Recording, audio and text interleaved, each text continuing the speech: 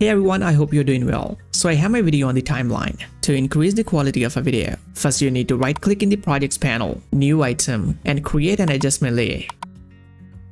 Next, place the adjustment layer over your video and drag it so it covers the full video. In the effects panel, you need to search for sharpen. First drag and drop the sharpen effect on the adjustment layer, then drop the unsharp mask effect as well. Now in the effects control panel, I'll set the sharpen amount to 20, unsharp mask amount to 100, and the radius to 3. Let me change the workspace a little bit so you can see the difference.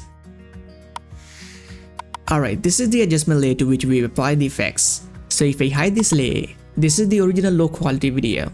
And if I turn this layer back on, you can see the improved quality. Now these are the standard settings that you need to keep in mind, but you can adjust this for each video. I'll set the sharpen amount to 50 and change the radius to 5. That looks much better. To show you the before and after, I'll make a duplicate of the video. I'll add a mask and move it to one side.